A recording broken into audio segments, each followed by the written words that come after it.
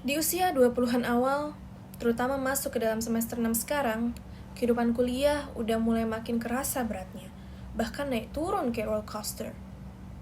Tugas kuliah yang makin padat dan numpuk, berbagai macam kerjaan laporan semakin dikejar deadline, kerja praktik yang baru aja kelar digarap kemarin, sekarang sudah pada fokus bimbingan, dan bahkan ada beberapa teman-teman yang udah selesai seminar KP.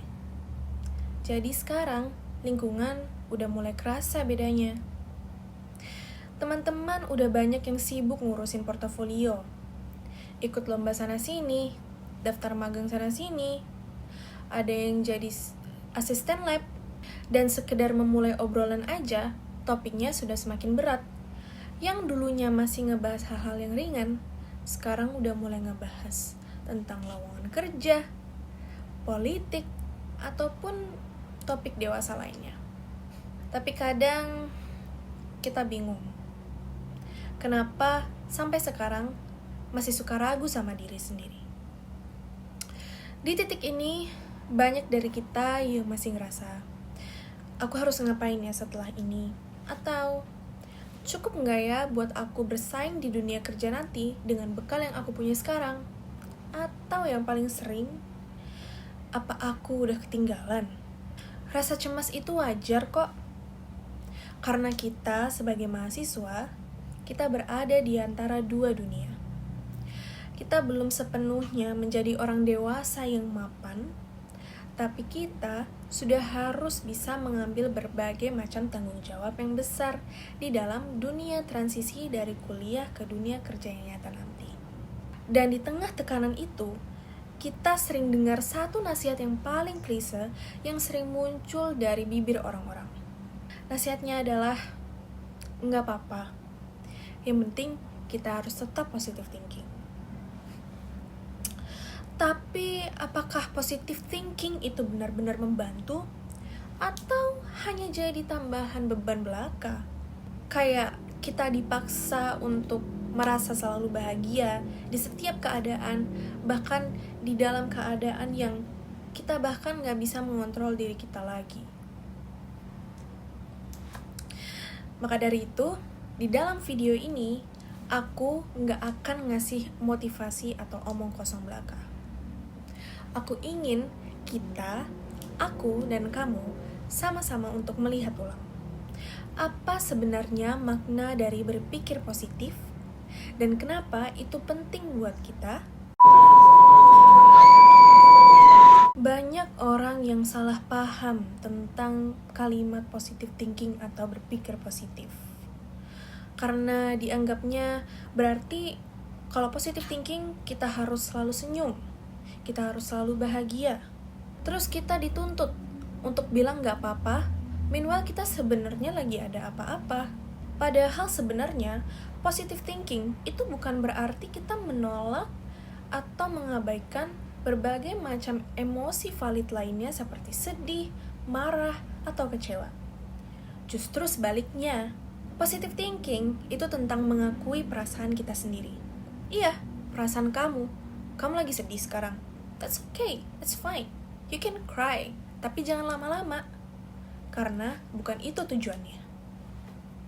Contoh nih sederhana, kita gagal pada proses recruitment magang yang pengen banget kita bisa apply di sana.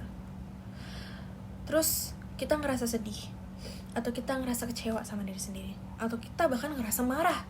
Kenapa? Padahal udah usaha tapi kita gak terima. Nah, dalam contoh ini, positive thinking itu bukan berarti kita harus tetap positif, kayak oke, aku gak boleh nangis, aku gak boleh sedih, marah, kecewa, aku harus tetap bahagia karena aku gak mau menarik energi negatif ke dalam tubuhku, or anything like that. Tapi lebih ke, aku sedih banget, ini sakit, tapi aku masih punya nilai dalam diriku sendiri. Aku masih ada value, dan aku masih punya kesempatan untuk bisa berjuang di jalan lain, dan mungkin aku bisa mendapatkan yang lebih baik daripada yang aku mau sekarang. Nah, sekarang kita lihat realitanya. Menurut data dari BPS, tingkat pengangguran terbuka atau TPT per Agustus 2024 berada di tingkat 4,91%. turun dari 5,32% di tahun sebelumnya, yaitu tahun 2023. Sekilas ini emang kelihatan positif. Tapi buat kita yang akan lulus sebentar lagi, atau ya 1-2 semester lagi, angka itu nggak langsung bikin lega. Karena di lapangan banyak dari kita yang tetap ngerasa nggak pasti. Gimana nanti kerjaannya, bisa dapat tempat yang cocok apa enggak, dan pertanyaan klasik, kalau aku gagal, aku nanti harus gimana? Dan coba bayangkan, kita lulus bukan hanya untuk bersaing dengan teman satu kampus, tapi kita nanti juga bersaing dengan angkatan atas yang baru lulus atau angkatan bawah yang lebih lincah adaptasinya. Data emang boleh turun, tapi kecemasan tetap naik. Ya, sesuai realita aja sih. Bahkan menurut survei dari Jakpat di tahun 2023, lebih dari 60% mahasiswa dan fresh graduate merasa cemas tentang masa depan karir mereka. Lalu artinya apa? Banyak dari kita yang sedang berjalan dengan pikiran yang berat, tapi nggak semua tahu gimana cara meringankannya.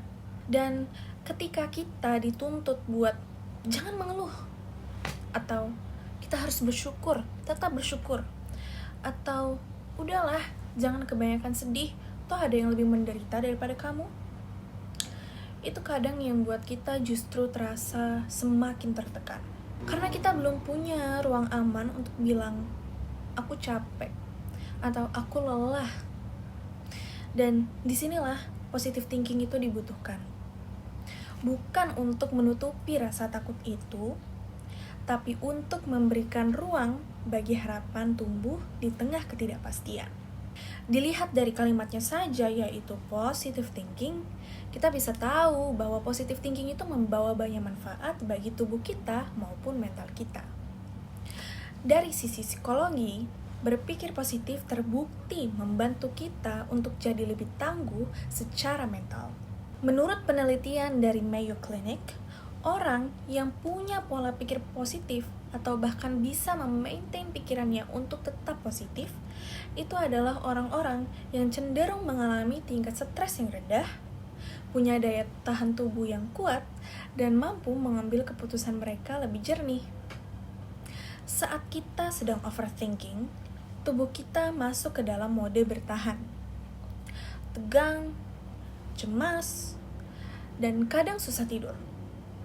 Tapi ketika kita belajar untuk regulasi pikiran, mengganti dari kalimat aku gak mampu menjadi aku sedang belajar, itu perlahan bikin sistem saraf kita menjadi lebih tenang. Positive thinking atau berpikir positif, kalau dirangkum dalam satu kata itu adalah harapan. Banyak dari kita mulai coba-coba hal yang baru. Ada yang mulai jualan online, ada yang mulai freelance design, ada yang ikut lomba, bikin konten, ikut pelatihan gratis, ikut komunitas, dan semuanya bisa dilakukan sambil kuliah. Kadang kita nganggap itu cuman kegiatan iseng, tapi sebenarnya itu adalah bukti bahwa kita masih percaya sama diri kita sendiri. Masih percaya bahwa hidup ini punya banyak sekali kemungkinan. Dan itu adalah bentuk tertinggi dari berpikir positif. Kalau kita kehilangan cara berpikir positif, yang hilang bukan cuma semangat, tapi arahnya juga hilang. Kita jadi mudah nyerah. Kita mulai banding-bandingin diri sama orang lain yang kelihatannya tuh udah sukses menurut kita. Tapi sebenarnya mereka sendiri masih berjuang di jalannya masing-masing. Kita yang terlalu banyak mikir, tapi terlalu sedikit bergerak. Padahal, yang kita butuhkan itu bukan hasil yang instan, tapi keberanian untuk mulai dari satu langkah kecil aja. Dan itu dimulai dari cara kita berpikir tentang diri kita sendiri. Lalu gimana cara melatihnya? Nah, yang pertama, kita validasi perasaan diri kita sendiri. Gak apa-apa kalau kamu merasa capek sekarang. Tapi jangan berhenti di sana. Tanya ke diri sendiri, apa satu hal kecil yang bisa aku lakukan di hari ini dan hal itu bisa bermanfaat bagi diriku di masa depan? Yang kedua, tulis gratitude journal. Jurnal yang berisi hal-hal yang kamu syukurin setiap harinya. Misal, sekedar, oh akhirnya KP-ku bimbingan lagi. Oh akhirnya aku masuk kelas pagi gak telat. Atau sekedar, oh akhirnya aku bisa makan enak hari ini. Makan makanan kesukaanku. Yang ketiga, batasi konsumsi perbandingan. Kalau media sosial bikin kamu ngerasa tertinggal, udah, tutup, taruh, dan istirahat. Cari konten yang membangun, bukan yang bikin kamu jadi makin minder. Kita generasi muda Indonesia bukan generasi yang lemah. Kita hidup di era yang serba cepat, serba kompetitif, dan penuh tekanan, tapi kita juga punya potensi yang kuat. Dan untuk bisa bertahan, kita butuh lebih dari sekedar IPK yang tinggi atau portofolio yang keren. Tapi kita butuh mentalitas yang tangguh, yang tetap realistis, tapi nggak pernah kehilangan harapan. Positive thinking itu bukan tentang hidup yang mudah, tapi tentang keberanian buat terus bergerak, bahkan saat dunia bilang, belum waktunya. Hari ini, aku ingin ajak kamu, aku, dan kita semua untuk melakukan satu hal kecil. Percaya bahwa kita sedang bertumbuh. Dan selama kamu terus berjalan, kamu gak akan benar-benar tertinggal. Terima kasih. Bye-bye.